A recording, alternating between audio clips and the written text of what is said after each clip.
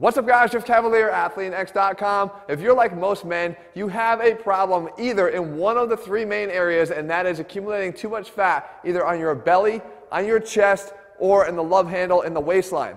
Today I'm going to show you how we can conquer those three trouble spots, most importantly by taking a phase-by-phase approach. And it doesn't matter if you have all three, I'm going to show you how we're going to hit them all in this one video.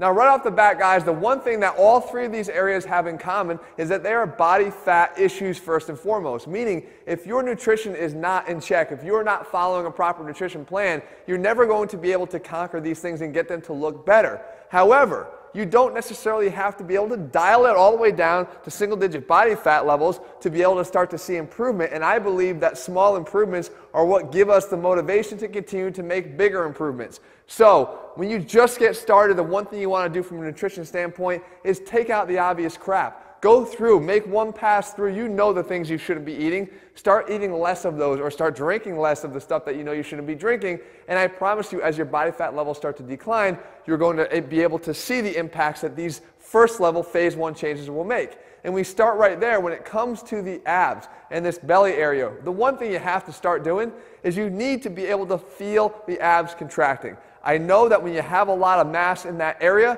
it doesn't really feel like anything's working. As a matter of fact, when you try to crunch, things get in the way. So what I want you to do is I want you to lay down on the ground first, phase one, and just learn how to activate the muscles under there.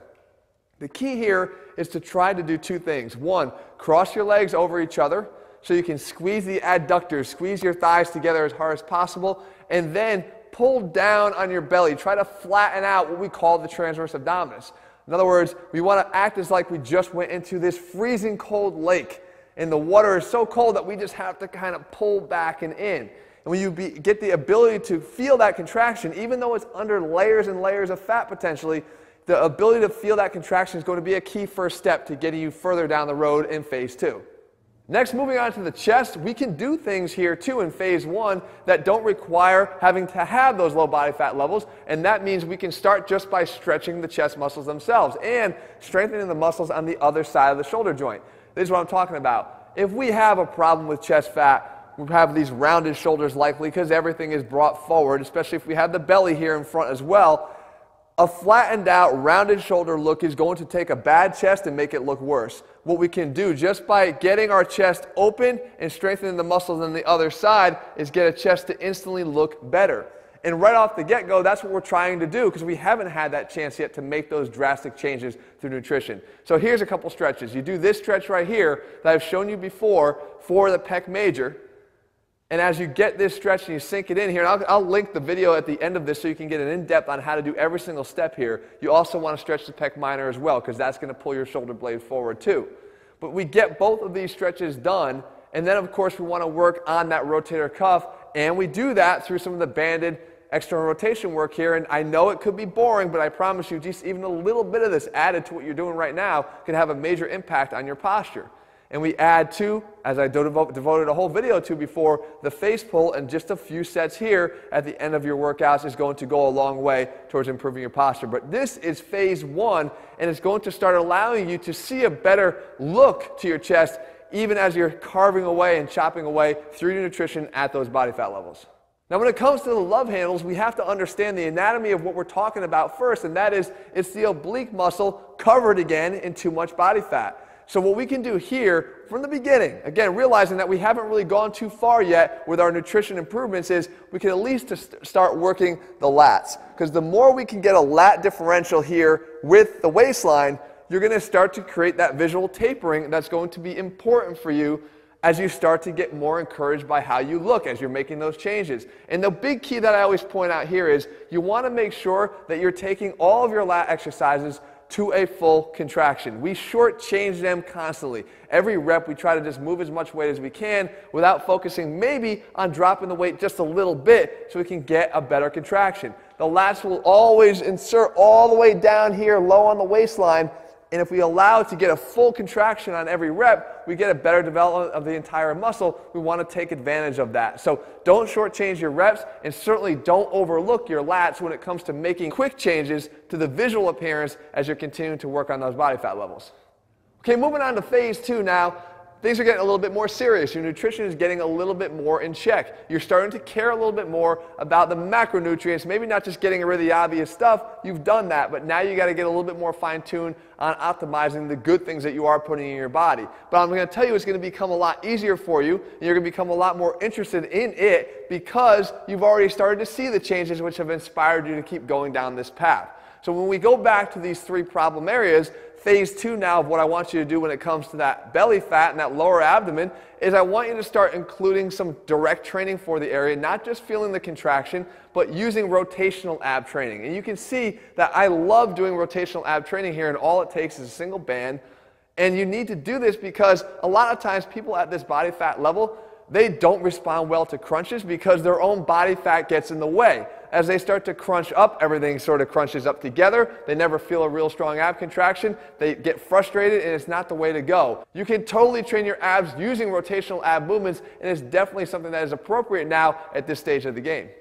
As far as the chest now, we have another target area that I want you to start incorporating, and that is the serratus. A lot of people are thinking, why am I training something that's not related to the chest? But it is. Even just by its own anatomical positioning here, the serratus muscle, which is activated when we push our arms away from our body, almost acts like an internal bra for men. The more you can develop this muscle underlining the bottom and the lower area of the chest and the outer area of the chest, the more you're positioning your body to look better, especially as you carve out those body fat levels. So the way we can hit this muscle, again, is with anything that helps us to protract our arms away from our body. We could do that in a simple push-up position as I'm demonstrating here.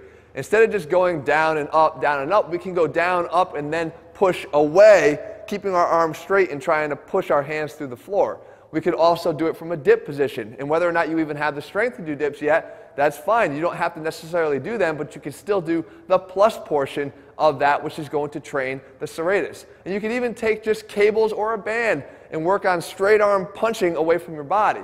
The fact is, this area is going to start to become more visible, and it will respond to your early training, especially if you have not trained it yet at all. So it's going to allow you to start getting a visibly better looking area around that chest as you continue to work towards dropping those body fat levels.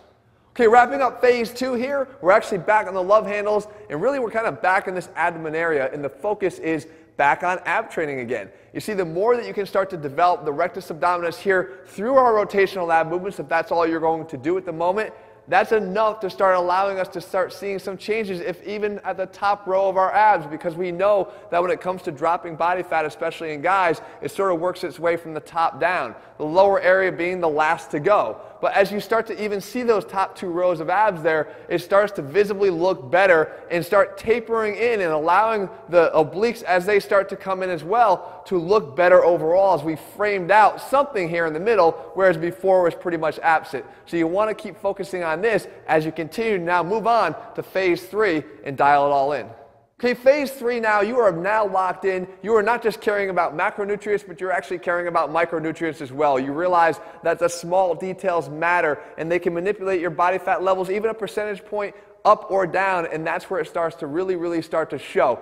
In this phase 3, there's things that we could do now to really bring out those 3 areas that were once trouble spots that are now really starting to look great for you. And when it comes to the abdomen, what we can do here is actually start to do now dedicated ab training, and I recommend doing it at least 5 times a week, up to 7 times a week. Yes, it sounds like a lot, but we're talking about short, condensed workouts that pack a punch. We have posted many videos here on this channel that are really short but effective. Our 6-minute ab workout that, again, I will link in this video as well and down below, is one that you can try just to feel what it's like when you actually go through all the major functions of the abs, from the top down, the bottom up, the rotation top down and bottom up, and using your mid-range and your obliques as well. When we tie it all together, it's a pretty impressive impact that it can make on your abs, and it's something you're going to want to focus on now, because with those body fat levels dropped, you want to develop those muscles as much as possible.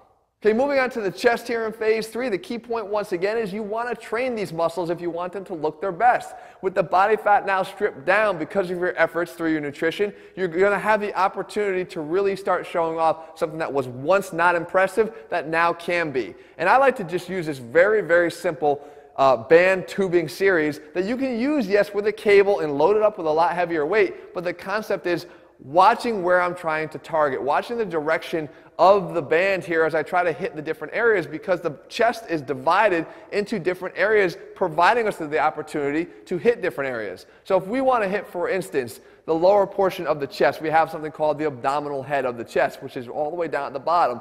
We can take the band and move it across our body as I'm doing here.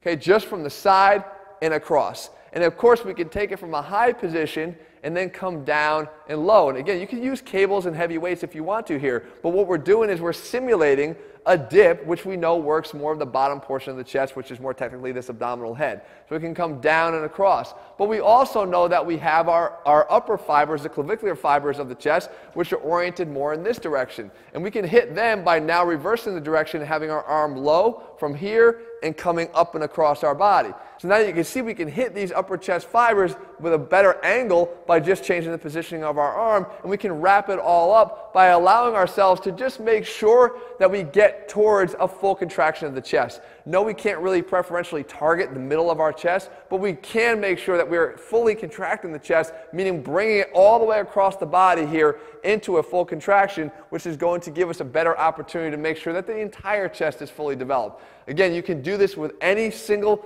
implement here, with a cable or with a piece of tubing here, but the fact is you want to make sure you're training and hitting your chest from all angles if you want to look its best, especially now as it's in its full glory at its lowest body fat levels. And finally, when it comes to the love handles, guys, the reason why I've been talking about the obliques all along and from the very beginning of this video was the fact that these muscles that once looked so bad, that were once those big, thick areas that had all that fat hanging over them, this is what they actually look like if you can get rid of that. You see, the oblique is the muscle that is going to be responsible for causing that V shape, that V line, down into the abdominal area, into the groin. That's going to make you look a lot leaner and more ripped. And the people that tell you to avoid it don't necessarily understand the main goal of what you should be focusing on. So I want to implore you, train your obliques, and now is the best time to do it. And here's a couple options right here that I've shared before in a video that, again, I can share and give you here at the end of this video so you can watch it in full. But there's ways to train your obliques that don't really require a lot of fancy equipment or even a lot of sets and reps and time. The fact is, now at the right time, with those body fat levels primed and ready to show them off, you want to make sure that you're doing the right things. So there you have it, guys. There's a 3-phase attack plan to get you to start hitting these big problem areas once and for all, and most importantly, giving you a strategy for not getting discouraged along the way. I know that the hardest thing to do sometimes is to lock in that nutrition, but the thing is, it doesn't necessarily have to be perfect from the beginning, especially if you have these other tactics in place that are going to allow you to start seeing the early results that will keep you motivated to keep on working on that nutrition and to keep on allowing you to see the results that I know you can make. If you're looking for a day-by-day, step-by-step plan where we lay out everything for you, meal plans, workouts, everything, head to ATHLEAN-X.com and get one of our ATHLEAN-X training programs. In the meantime, if you found this video helpful, leave your comments and thumbs up. Let me know what else you want me to cover here on this channel, and I will do my best to do that here for you in the days and weeks ahead. All right, guys, see you soon.